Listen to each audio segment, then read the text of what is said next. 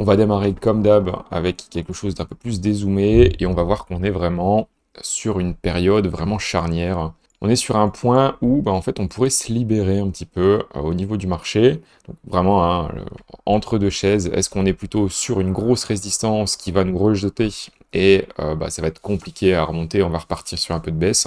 Ou bien est-ce que c'est bon? On peut y aller, le bear market est terminé entre guillemets et on passe à travers les résistances. On ne sait pas, on verra bien. En tout cas, il y a pas mal d'éléments qui sont assez sympas sur le marché. On commence avec Total ES, qui est donc la globalité du marché crypto sans les stablecoins. Et déjà, on est en hebdomadaire. On peut voir ici à l'arrière du graphique 1W pour One Week. Un point, c'est donc égal à une semaine.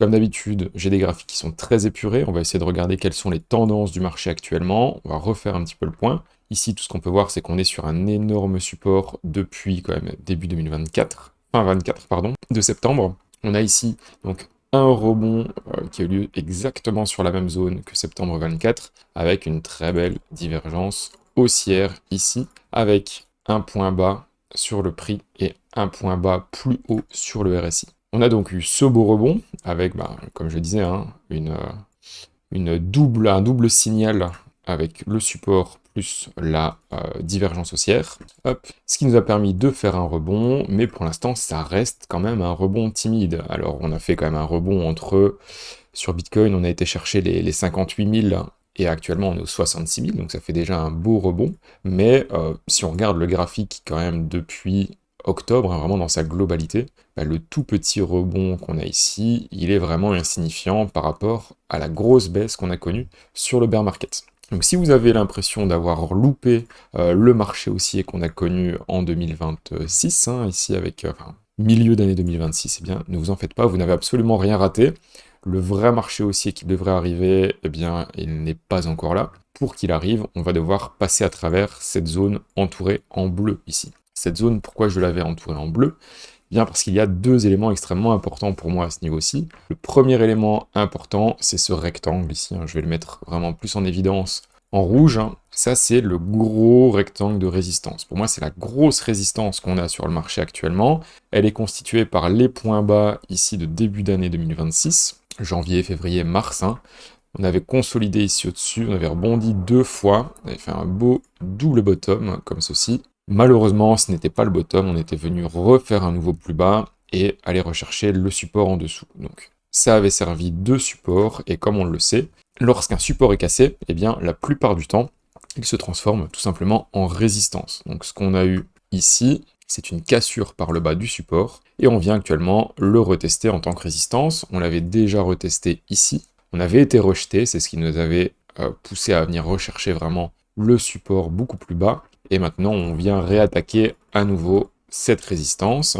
Donc peut-être que cette fois-ci c'est la bonne, peut-être qu'on a réussi à aller prendre assez d'élan sur ce gros support ici, en plus d'avoir une très belle divergence haussière. Et le deuxième point très important pour moi, c'est cette diagonale ici, ligne de tendance de résistance. Et ce qu'on peut voir, hein, c'est que dans cette zone-ci, on est dans une zone avec deux grosses résistances, donc on a vraiment un plafond au-dessus de la tête, et il va falloir taper très fort dedans pour le casser. Ça fait une très belle comparaison. Donc vraiment, pour moi, on est dans la zone ici où c'est soit cassure et on repart, ou alors le marché n'a pas assez de force, on se retrouve encore avec des news plutôt négatives, la guerre au Moyen-Orient, les taux qui remontent et des choses comme celle-là. Et alors là, on repart faire des nouveaux plus bas, et on pourrait aller rechercher les targets que beaucoup attendent. On voit très souvent passer sur les réseaux avec une confiance déconcertante, d'aller rechercher les 40-45 000 dollars.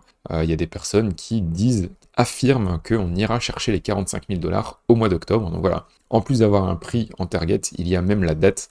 Ces gens-là devraient jouer au loto, tout simplement, plutôt que de faire du trading, parce que ça fonctionne pas comme ça. On peut parfois avoir beaucoup de chance, on peut parier sur les saisonnalités, etc., mais l'affirmer avec autant de certitude, bien, malheureusement, ça ne fonctionne pas, et c'est quand on est trop sûr de soi, en général, qu'on arrive à se faire piéger, surtout sur les marchés financiers comme ça. Donc ici, rien de plus à dire sur Total ES en hebdomadaire, vraiment, cette grosse zone-là, on n'est pas dans un moment où il faut prendre des positions. Loin de là, on est vraiment plus dans un moment où on doit prendre des TP, est dans un moment où il faut alléger les positions, c'est pas maintenant qu'on va aller prendre plus de risques. Le risque, c'était ici qu'il fallait le prendre, sur la globalité du marché. Après, on va peut-être repasser sur Ethereum, et là on verra qu'il y a eu des prises de position qui étaient plutôt intéressantes les quelques semaines dernières, mais à part ça, pas vraiment beaucoup plus de choses à faire. Sur les plus petits time frames, eh bien, pas grand chose à raconter. On a ce double top ici hein, qui peut peut-être se dessiner, en tout cas on est sur une zone de résistance, on a vraiment un ensemble de résistances qui s'alignent sur les mêmes zones, et donc en général quand on a vraiment un gros alignement, que ça soit de support mais à l'inverse de résistance, eh bien ça veut dire qu'on est dans des zones où il faut faire très attention et des zones où il ne faut pas se précipiter pour aller acheter parce qu'il y a quand même de fortes chances pour qu'on ait un rebond du marché et donc potentiellement une petite baisse, petite correction à aller retrouver tout simplement. Donc Total ES, rien à dire de plus, on va pas aller dans des zooms beaucoup plus petits, ça sert à rien, on n'a pas de divergence baissière sur Total ES, par contre on en a une sur Ethereum. On va passer dessus juste après, on va continuer dans tout ce qui est indice, donc ça c'était vraiment le principal, en fait le principal à retenir c'est vraiment ça, on est dans une zone cluster de résistance, on le verra sur les autres graphiques, on est plus ou moins dans la même chose, sauf sur Ether, parce que Ether se débrouille un peu mieux que le reste du marché. Mais globalement, s'il y a bien une chose à retenir de la review, c'est bien ça, c'est que le marché crypto est en plein sur résistance actuellement. Ce qu'on a également, c'est les stablecoins qui commencent à flancher un petit peu. Alors on n'est pas passé à travers le support encore, mais en tout cas on peut voir que par rapport à la consolidation qu'on connaît depuis le mois de juin, eh bien on vient faire des nouveaux plus bas, on casse un petit peu le support, donc ça peut être que positif, parce que pour rappel, si on a une dominance des stablecoins qui diminue, ça veut dire que le reste du marché prend plus de place, et donc Bitcoin, Ethereum, les alts, etc. Prennent plus de place tout simplement sur le marché, et donc c'est plus intéressant, c'est des prix qui montent. Si on regarde mon indice d'all season, donc Bitcoin dominance plus stablecoin dominance, eh bien là on est toujours dans la consolidation qui dure maintenant depuis début avril. J'aimerais qu'on vienne casser cette zone de support ici, qui se situe aux alentours des 70% plus ou moins. J'aimerais qu'on vienne la casser et qu'on aille rechercher cette prochaine zone ici, vers les 68-69%, comme ça on aurait un beau rebond sur les alts, et on se souvient la dernière fois on a vraiment eu des setups qui se sont bien confirmés, eh bien c'était tout simplement à l'été dernier, donc on était quasiment à la même période ici, on avait eu un très beau dump sur ce graphique-ci, et pour ceux qui étaient déjà là à l'époque, on avait très bien tradé sur Doge et sur Ripple, si je ne me trompe pas. On avait fait des très belles perfs, c'était vraiment le tout début qu'on faisait ces vidéos d'analyse technique toutes les semaines, et donc on espère qu'on pourra avoir la même chose. Pour l'instant, il n'y a aucune cassure, il n'y a aucune confirmation, donc personnellement, je ne me précipite pas à ce niveau-ci. Ce qui est pas mal intéressant, c'est les alts versus USD également. Donc en soi, on est occupé de consolider toujours en dessous du support. Ici, ce support, eh bien, on l'avait cassé, on l'a retesté à 2 fois. On trade toujours dedans, à plat, vraiment longue consolidation. Par contre, ce qui est bien intéressant, c'est au niveau du RSI. Parce que si on regarde, eh bien, au niveau du RSI, donc on a une très belle ligne de tendance qui fait office de résistance, et on est occupé ici de flirter avec, alors on n'est pas encore passé à travers, mais on n'en est pas très loin, donc on pourrait avoir une sorte de chapitre, entre guillemets, ce chapitre-ci de tendance baissière qui se terminerait, et un nouveau chapitre de tendance haussière qui commencerait juste après, et donc ça voudrait dire que toute cette partie-ci serait terminée, qu'on aurait eu une phase de marché plutôt baissière, plutôt en range, et qu'on pourrait espérer, pourquoi pas, venir rechercher à nouveau cette résistance là-bas tout en haut, cette borne haute de ce range. Donc là, ce serait vraiment exceptionnel d'avoir quelque chose comme ça, parce qu'un rebond comme celui-là, c'est ce qu'on a connu l'été dernier, non pardon, juste avant l'investiture de Trump, quand on a eu les élections.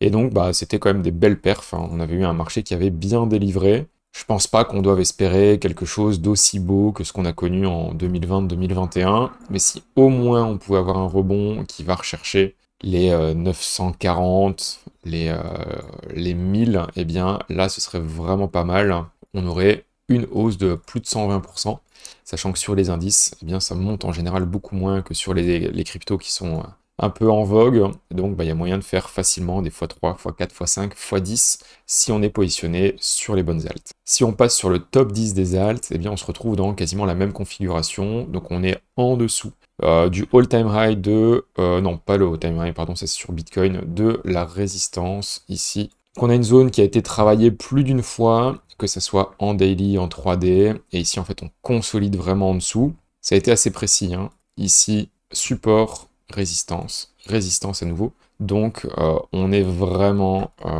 vraiment à plat. Et au plus la consolidation dure longtemps, au plus le mouvement qui va s'en suivre, eh bien, va être puissant et pérenne. Donc en général, quand on a une consolidation comme ça qui dure pendant des semaines, voire parfois des mois, hein, eh bien, le pump ou la cassure par le bas du marché qui s'ensuit, eh bien, c'est pas pour 3 jours ou 2 semaines. En général, ça dure quand même un peu plus longtemps que ça. Donc intéressant, et surtout, ce qui est intéressant en 3D, encore une fois, c'est cette cassure ici sur le RSI. Donc, comme pour les alts par rapport au USD, eh bien, le top 10 des alts par rapport au USD semble plutôt pas mal, peut-être un chapitre de terminé. On pourrait enchaîner vers un nouveau chapitre de hausse, tout simplement, avec aussi un en 3D pour les plus perspicaces. Une belle divergence haussière ici. Alors les deux points sont un peu éloignés. En hebdomadaire, on n'en a pas. Non, malheureusement pas de divergence haussière en hebdomadaire, mais en 3D en tout cas. Ce n'est pas moche. C'est tout pour les indices. Si on passe sur Total 3 ES-BTC, donc ça ce sont les alt versus BTC, et on peut voir qu'on n'est toujours pas dans de la tendance haussière. Malheureusement, on est toujours dans de la baisse. Si on reprend depuis 2021, hein, on a des points hauts toujours plus bas, et ça ne s'arrête pas, et des points bas qui sont toujours plus bas également, hein. Donc ça c'est juste la définition d'une tendance baissière. Bon, ici je m'enflamme, on n'a pas encore de points plus bas, mais on semble se diriger là-dessus, hein. Donc est-ce qu'on va venir casser ici ce point bas, ou est-ce qu'on va faire un nouveau point bas plus haut et venir casser peut-être dans cette zone-là? Ce serait quand même quelque chose de très beau. Alors je vais nettoyer ça. Si on regarde ici, imaginez, on va un petit peu se projeter, on va prendre la boule de cristal de Madame Irma, imaginez qu'on vienne faire un point bas ici avec un rebond, eh bien on pourrait, de manière à... Si on prend la temporalité un peu comme ça et qu'on reste sur quelque chose de cohérent, eh bien on pourrait se retrouver avec un graphique qui fait un rebond et qui va rechercher cette zone-ci. Encore une fois, un gros cluster avec une ligne de tendance baissière, plus une résistance horizontale, donc vraiment une grosse zone à aller casser. Mais pour ça, il faut déjà réussir à imprimer un bottom ici. Et pour l'instant, c'est pas encore chose faite. Donc on n'en est pas là. Il y a encore pas mal de travail à faire, pas mal de construction de graphiques, avant de pouvoir vraiment rêver à une cassure de cette tendance baissière. On accélère un peu, on passe sur Bitcoin. Bitcoin en hebdomadaire, et bien tout comme sur Total ES, où ici on se retrouve sur la résistance avec la droite de tendance de résistance, et bien de la même manière, on se retrouve ici en plein sur la résistance des 66 500, avec toujours cette ligne de tendance baissière. On a toujours notre position prise aux 58 000, qui est donc en profil largement, qui pourra plus être perdante. On l'a pas coupé, on l'a toujours, mais pour autant, c'est pas maintenant que je reprends des positions, parce que Bitcoin est tout simplement sur une grosse zone de résistance. En plus, hop, ça se voyait peut-être un peu mieux en daily, on est comme sur Total ES, occupé de retester les niveaux de résistance ici, horizontaux. En fait, pour moi, il n'y a pas vraiment beaucoup plus de choses à faire que de patienter actuellement, et tout simplement attendre que le marché se décide, soit à venir casser ces résistances-là, soit à être rejeté et repartir vers le bas, ce qui pourrait nous donner des opportunités d'achat vers les 40, 50, 55 000 dollars peut-être. Au niveau d'Ether, comme je vous le disais, il est un petit peu plus fort que le reste du marché. Donc pareil, on a pris une belle position ici sur un retest qui était vraiment magnifique sur ETH-USD en daily. Donc on avait un très beau double bottom ici avec une sorte de triangle ascendant comme ceci, réduction de la volatilité, en plein sur la résistance à 1800 dollars, breakout, retest. Alors on n'a pas été gourmand, on est rentré à 1830, mais on aurait pu vraiment rentrer à 1800, parce que si on regarde sur les mèches, eh bien on a été rechercher les 1800 dollars. Si on fait ça comme ceci, on peut voir que les 1800.55 ont été cherchés. Donc ça aurait été magnifique. Pour l'instant, patience, on a pris position On attend que le marché délivre et vienne casser cette ligne de tendance. On semble déjà passer à travers la résistance horizontale. Je pense que Ethereum peut correctement délivrer, tout comme ETH-BTC peut correctement délivrer aussi, hein. Donc on a enfin cassé cette ligne de tendance diagonale ici. On est occupé de consolider. Moi, ce que j'aimerais voir, c'est vraiment une consolidation à plat comme ceci. Un truc assez propre qui dure un petit peu, hein. Peut-être que Bitcoin va décider de prendre, je vais pas dire prendre son envol, mais au moins rebondir un petit peu. Ce qui nous laisse un peu de temps de consolider sur ETH-BTC, parce que semblant de rien, on a déjà eu un beau petit rebond, hein, depuis la zone que je présentais depuis pas mal de semaines. On a fait une dizaine de pourcents de rebond. Donc ce serait pas mal de prendre un peu son temps, prendre sa respiration, avant de pouvoir relancer beaucoup plus fortement le marché sur Ether, parce que j'ai toujours dans ma tête ce grand plan de bull flag, tout simplement. Donc pour l'instant, on serait dans la troisième vague qui démarrerait maintenant.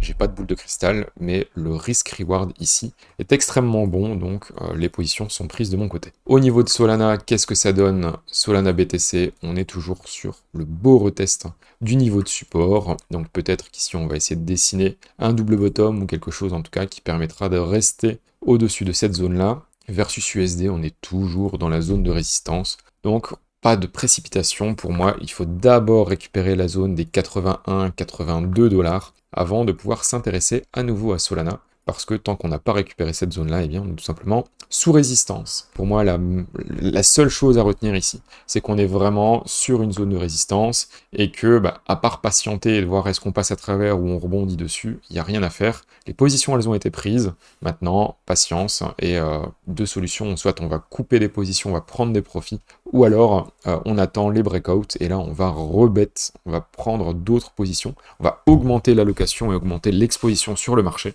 On verra ce que ça donne la semaine prochaine ou la semaine d'après.